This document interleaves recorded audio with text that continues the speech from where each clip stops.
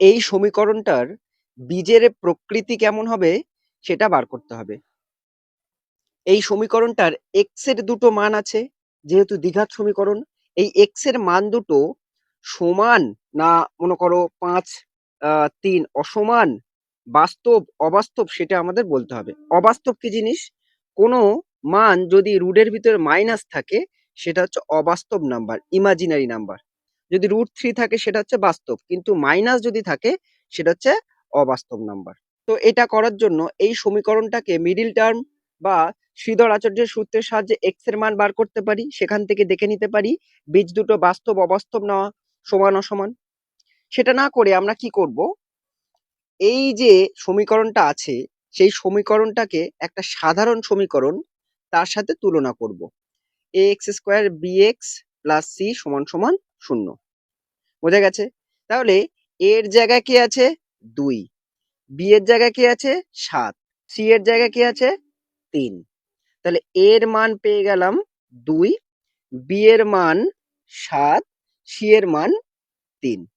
এই মানগুলোকে b² - 4ac এই রাশিমালাতে বসাবো।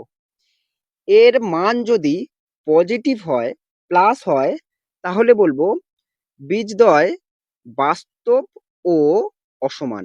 বোঝা গেছে? মানে মনে করো +5, +6 এরকম যদি আসে বলবো বাস্তব এবং অসমান। এই রাশিমালাটাকে বলে নিরূপক, যে নিরূপণ করে বীজের প্রকৃতি। আচ্ছা, যদি মাইনাস হয় তাহলে কি বলবো? অবাস্তব, ইমাজিনারি নাম্বার। সমান এবং অসমান তখন দেখার দরকার নেই।